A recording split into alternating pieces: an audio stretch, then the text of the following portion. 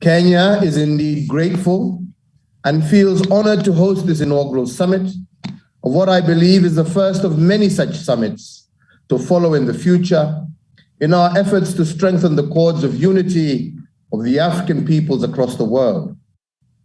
Your Excellencies, ladies and gentlemen, between the 16th and the 19th century, 10 to 12 million enslaved Africans were transported across the Atlantic Ocean to the Americas and the Caribbean.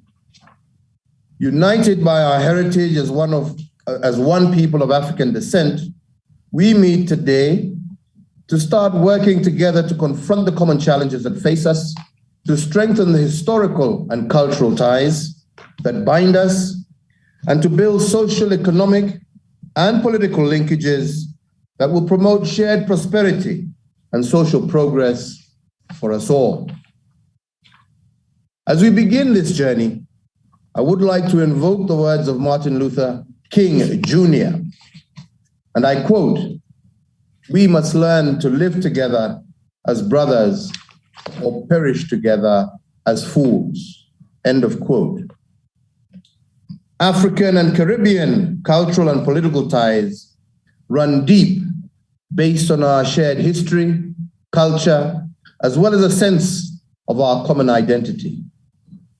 Our common historical experience of slavery and colonialization inspired Africa's founding fathers to form the Pan-African movement in the 1900s.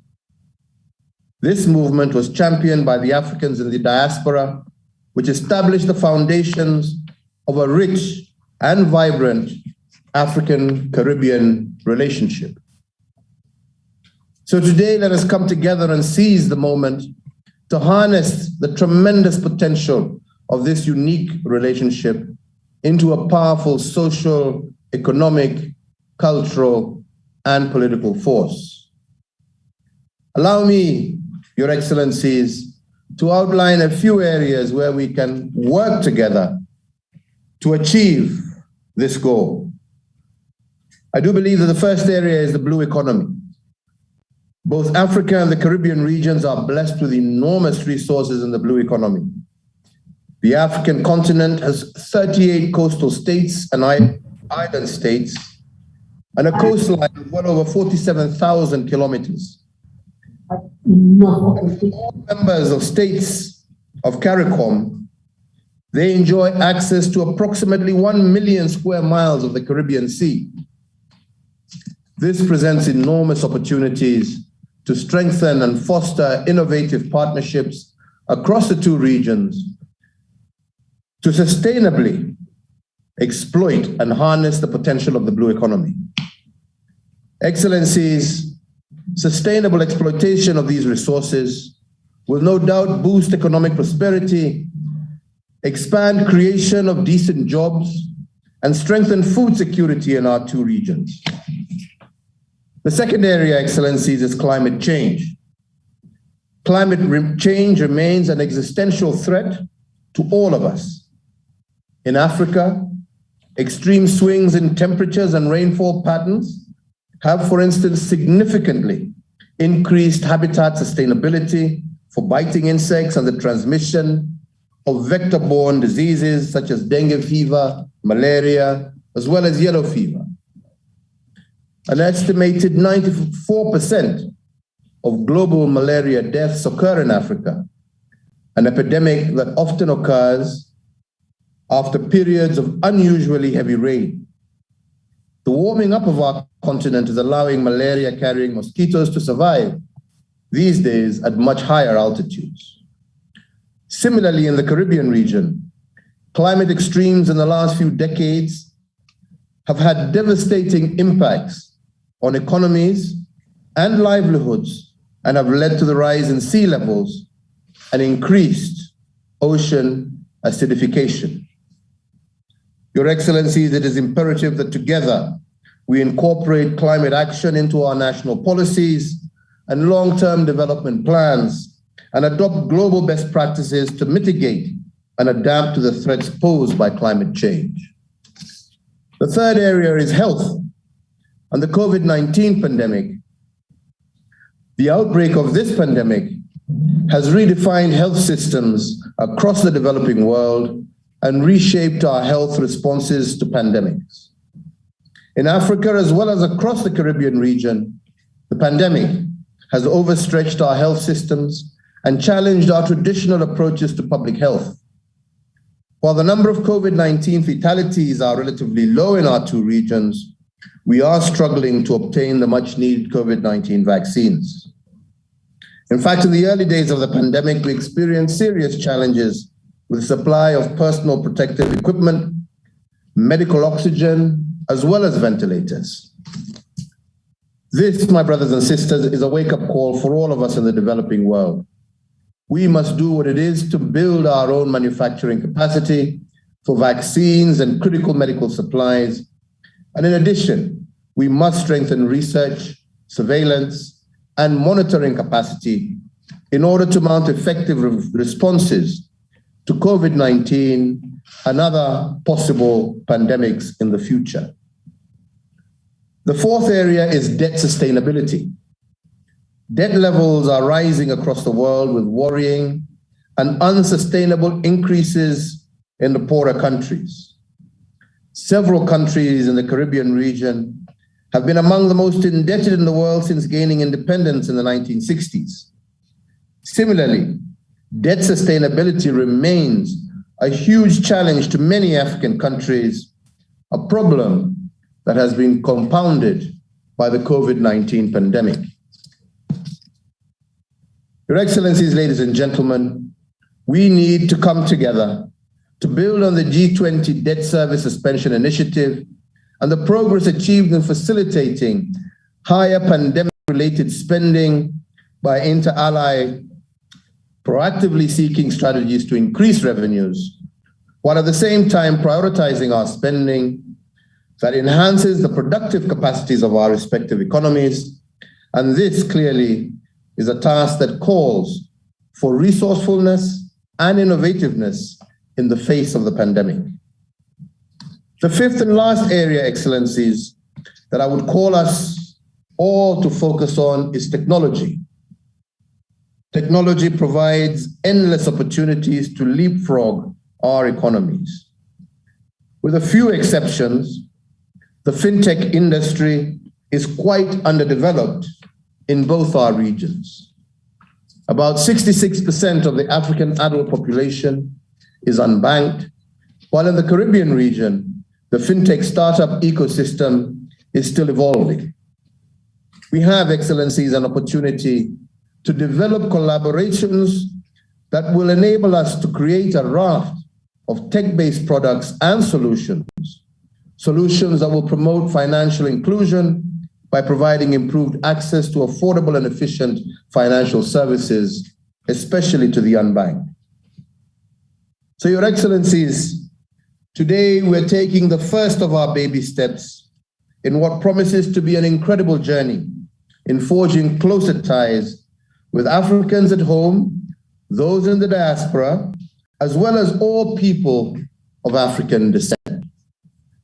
Moving forward, I want to assure all of you of Kenya's commitment to spearheading this journey towards the shared prosperity of all our people.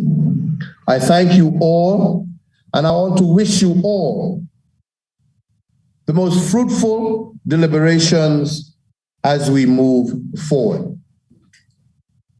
I would like at this stage to give the floor to His Excellency President Felix Tshisekedi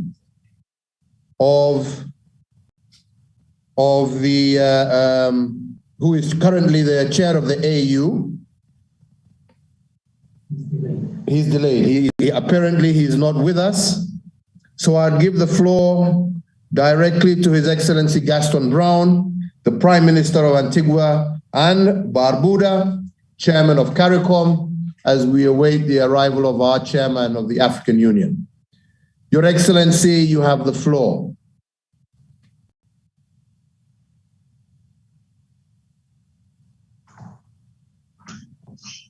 Thank you very much, Mr. President, my dear brother and friend, other distinguished heads Secretaries General of the African Union and CARICOM, brothers and sisters of Africa and the Caribbean. Forgive me for not dwelling on the formalities. As you're fully aware, I have been allocated 5 minutes, and I believe all of you would like me to make the best of my time. I start from the premise that Europe underdeveloped Africa and left the Caribbean underdeveloped. In essence, they left us with a legacy of poverty, of malnutrition, and illiteracy. Today, through their control of the global financial, economic, and trading systems, the major European nations and their North American allies continue to hold Africa, the Caribbean, and other developing countries in a trap of underdevelopment. Let us be clear, there was never trade between Africa and the Caribbean. They traded our ancestors. Colleagues, previous generations of our people could do little to alter the situation, although through their many rebellions in the Caribbean and battles of resistance in Africa, they struggled valiantly, paying with their lives.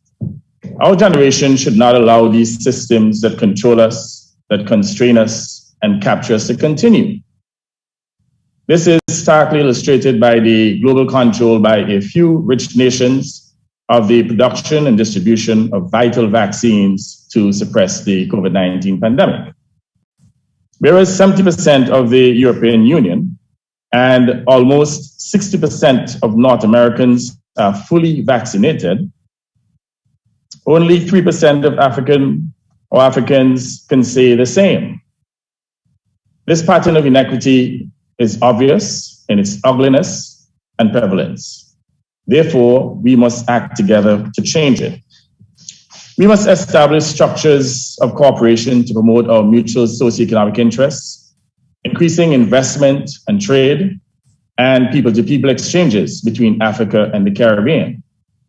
We should resist being pushed to the margins of international decision-making and collaborate on decisions to restructure the global financial architecture and global taxation, de-risking, climate change, the blue economy, sustainable debt, reparations, among others. The success with the African Union's medical supplies platform, the AMSP, which provided life-saving vaccines to the Caribbean people, for which we are all eternally grateful, has shown that we have the capacity to cooperate and collaborate. Colleagues, we have it within our power to demand change in the international system and to fight for it and to make it happen, but only if we act harmoniously. Between the nations of the African Union and CARICOM, we have a population of approximately 1.4 billion people with great natural and wealth-creating resources, including oil, gas, agriculture, minerals, forestry, tourism, fisheries, and much more. We are the suppliers of vital commodities to the global community and a strong market for the goods and services of the European market as well as North America. But we need to utilize those resources for our own benefit rather than to preside over extractive economies. Additionally, together we have the voting power of 69 nations in the United Nations and all of some subsidiary organizations, including the World Trade Organization. And I refer to that group as the group of 69, the G69. We have global bargaining power, but only if we use it effectively. If we sit on that power, then clearly we will continue to be marginalized. That is why I now make the following 4 interwoven proposals for this meeting to consider.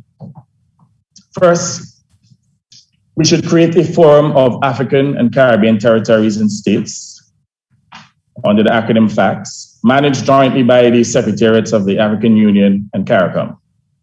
Second, we should nominate this day, September 7th, in every year going forward as Africa-Caricom Day.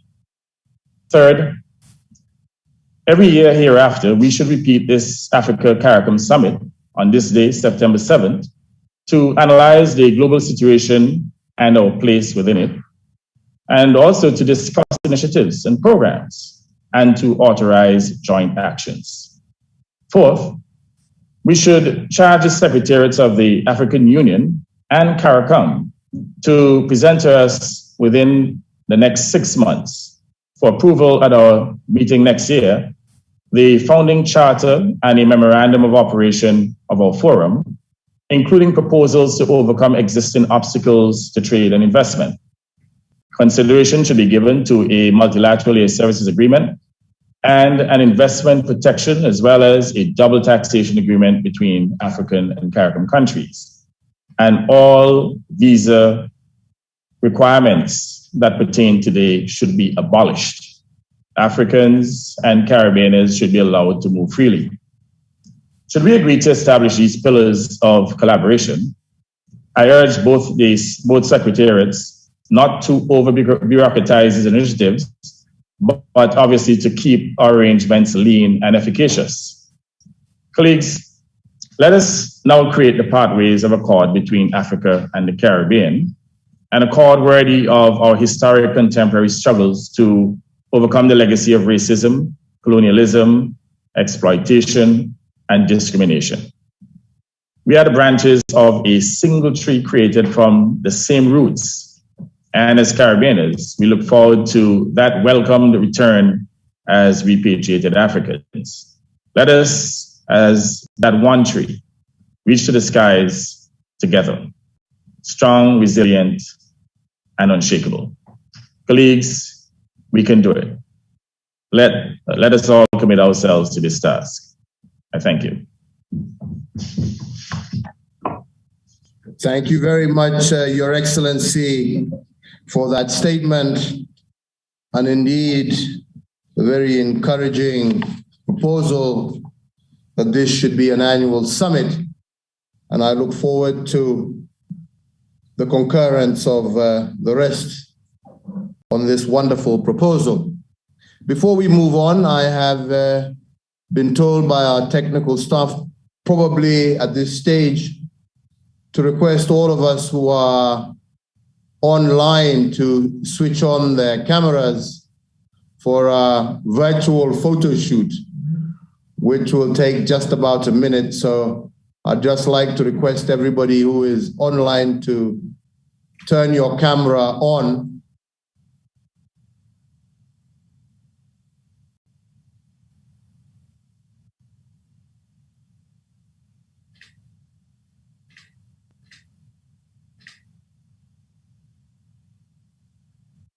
Excellent.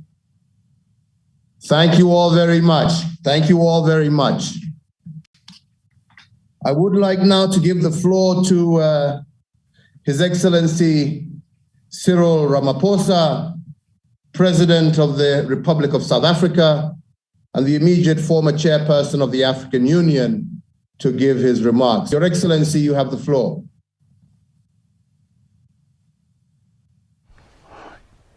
Thank you, Your Excellency, President Uhuru Kenyatta, the President of the Republic of Kenya, His Excellency Musa Faki Mahamat, Chairperson of the African Union Commission, Her Excellency Dr. Carla Natalie Burnett, Secretary General of the Caribbean Community, and His Excellency Mr.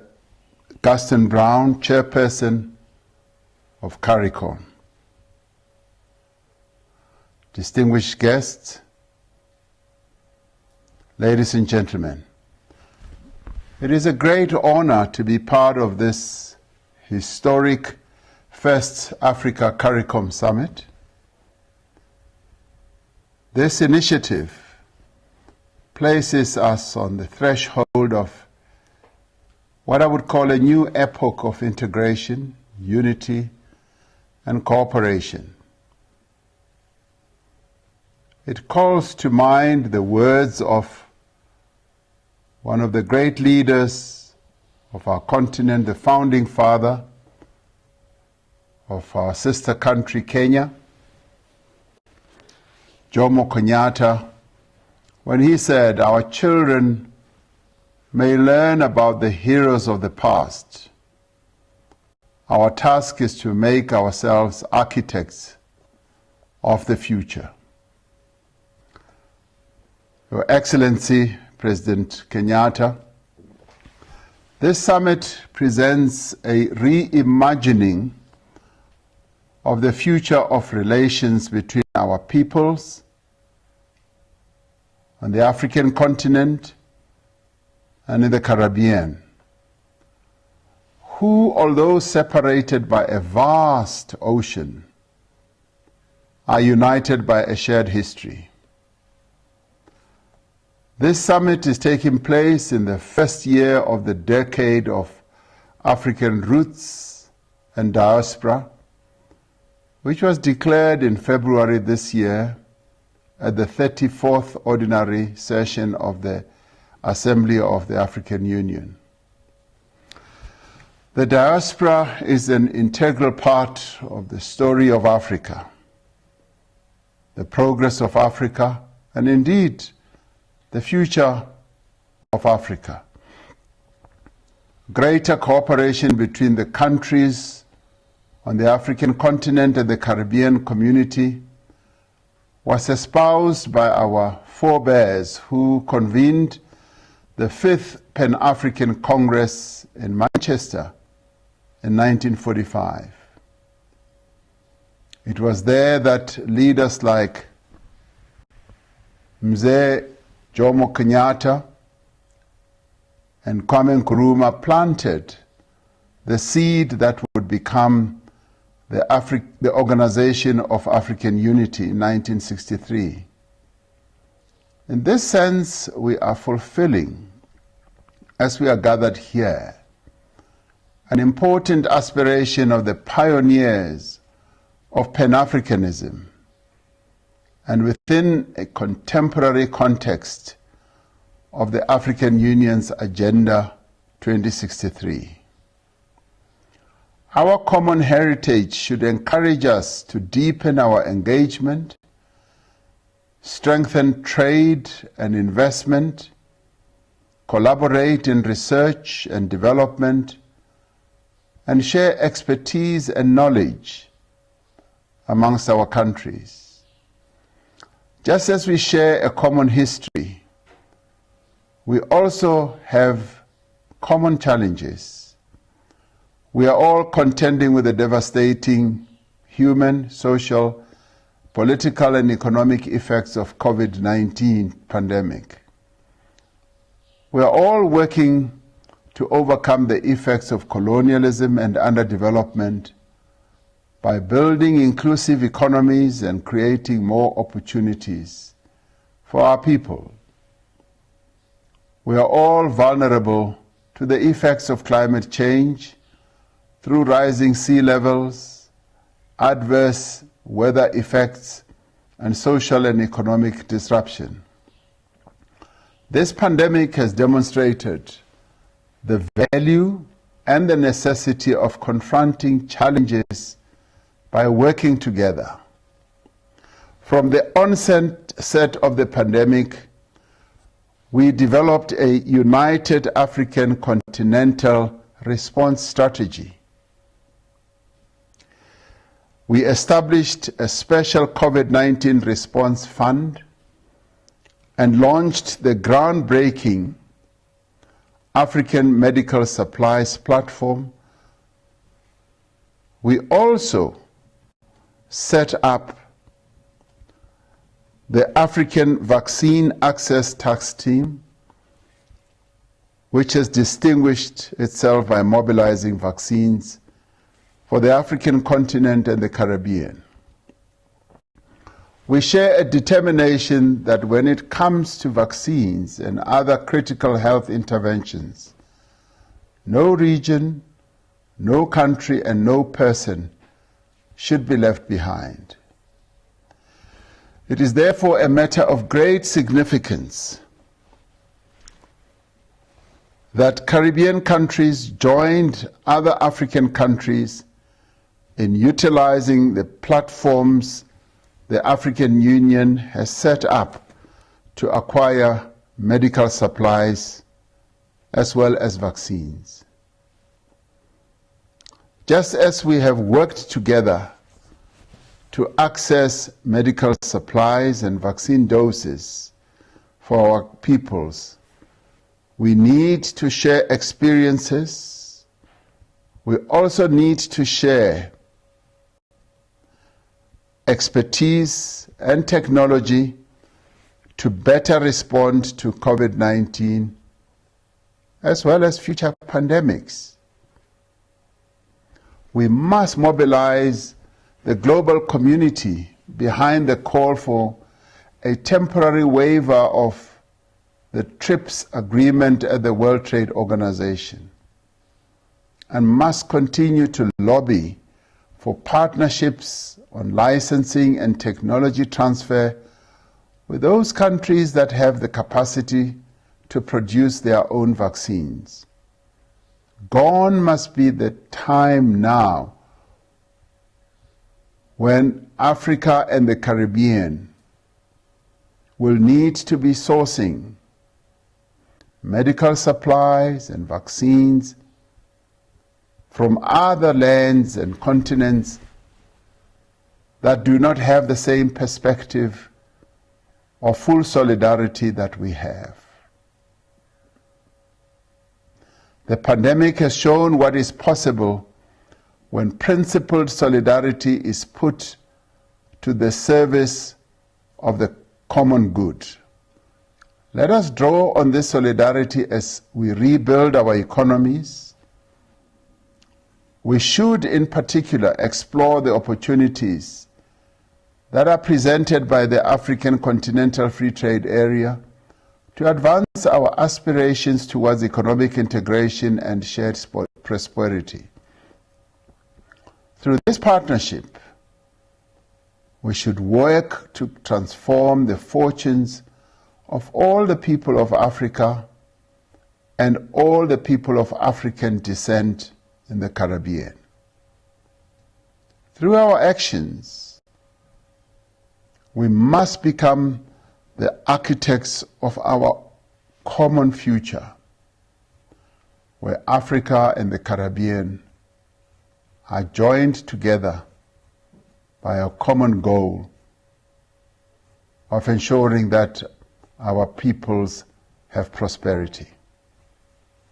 I thank you, and I want to support the proposal that this summit must become an annual feature between Africa and the Caribbean.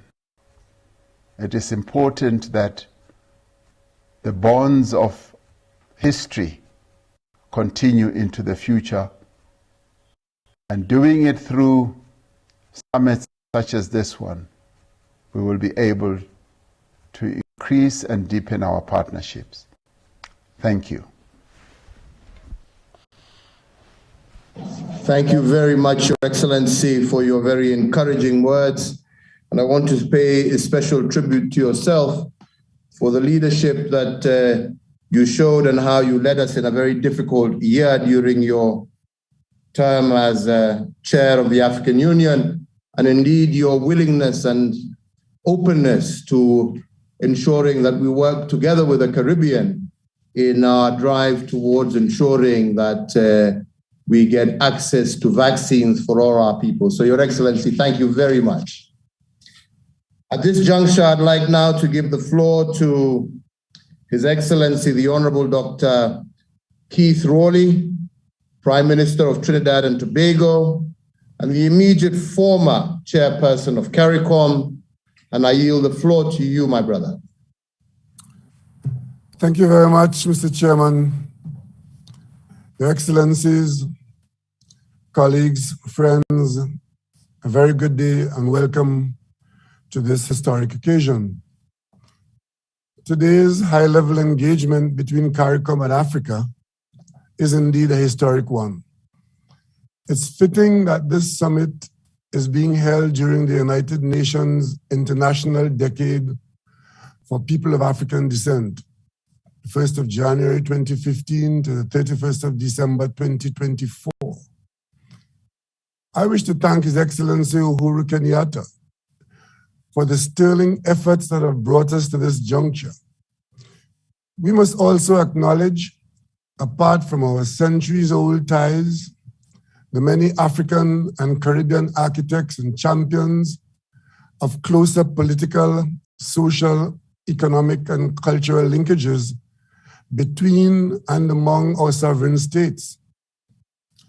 Africa has been CARICOM's invaluable partner in several platforms, such as the United Nations, within the Group of 77, and in our dealings with Europe under the umbrella of what is now the Organization of African, Caribbean, and Pacific States. United, we have known success. Closer collaboration will undoubtedly be to our mutual benefit, whether it be in pursuing development finance, resource utilization, and debt sustainability, maximizing the green and blue economies, the United Nations Security Council reform with Africa and small island developing states adequately positioned, or in the existential fight against climate change, the effects of which are wreaking havoc the world over and exacerbating our peculiar vulnerabilities. We look forward, therefore, to a meaningful outcome in Glasgow at COP26, working alongside our global partners.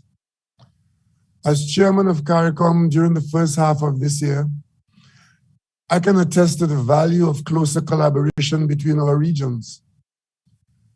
As COVID-19 ravaged the social and economic fabric of our nations, CARICOM prioritized the early sourcing of COVID-19 vaccines to inoculate as many people as possible before additional threats, such as new variants, presented themselves. The prevailing vaccine inequity, commonly called vaccine apartheid, stymied that plan. I therefore wish to register my sincere gratitude to His Excellency Cyril Ramaphosa, President of South Africa, and His Excellency Uhuru Kenyatta, co-chair of this summit. Also, President Nana Addo Akufo-Addo of Ghana, for the meaningful discussions and interventions during my tenure and the pragmatic solutions arrived at in the face of this global health crisis. Thankfully, last month, CARICOM began to receive a substantial allocation of vaccines under the African Medical Supplies Platform. Thank you, Africa. I am pleased to confirm that my country's first tranche was received on 19th August 2021. Trinidad and Tobago's linkages to Africa run deep, as marked by our bilateral relationships, observer status at the African Union, high commissions in Nigeria and South Africa, and honorary consuls in Ghana and Kenya. Soon, we too will avail ourselves of the magnanimous gesture of the government of Kenya to provide office space for CARICOM's diplomatic presence in Africa, a tangible manifestation of the commitment to engage Africa's sixth region as reflected in your Blueprint for Development Vision 2063. It's been long in coming to this point today, but it's a continuation of that journey outlined by our own George Padmore, CLR James, Dr. Eric Eustace Williams, and many others who anticipated that this milestone could be reached to strengthen us in an increasingly hostile world. Notably, our country's Vision 2030, finalized during my administration's first term in office, highlights deepening the relationship with Africa, among other partners.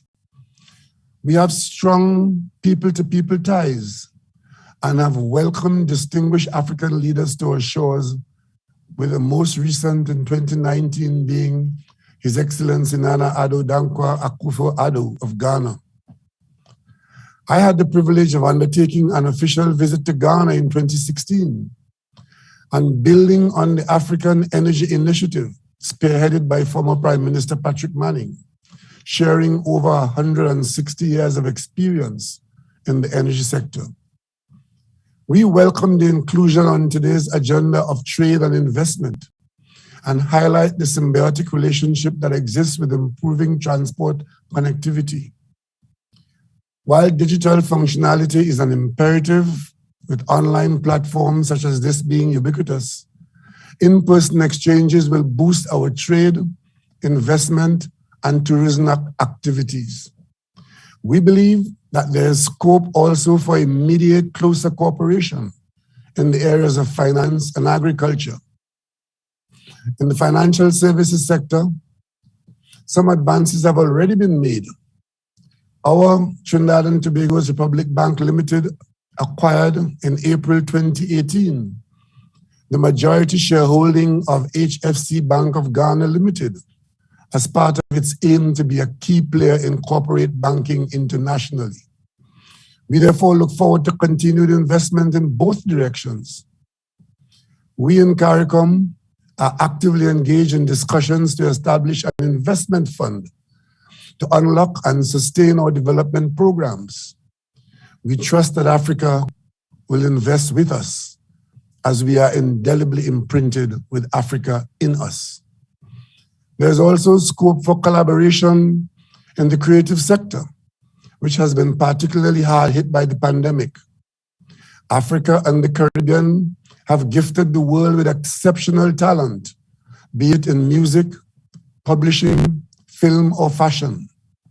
Let us strengthen the links between our region's creative industries, a sector described by the United Nations Educational, Scientific, and Cultural Organization, UNESCO, as having the capacity to be, and I quote, drivers of cultural, economic, and social outputs for sustainable development, unquote.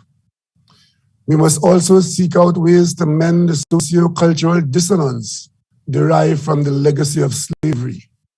Educational programs, the development and promotion of genealogy, of heritage tracing, may prove instrumental in finding and filling the knowledge and familial gaps. In closing, I look forward to deepening our strategic partnership in the best interests of our citizenry. I wish to close by quoting the great Kwame Nkrumah, who said, and I quote, "I am not Africa because I was born in Africa, but because Africa was born in me," unquote.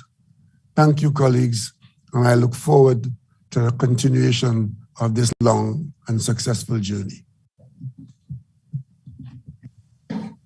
Thank you, Your Excellency, for those very encouraging remarks. The key message there being the need for all of us to forge much closer ties between our two peoples. Your Excellencies, I've just had word that both our chair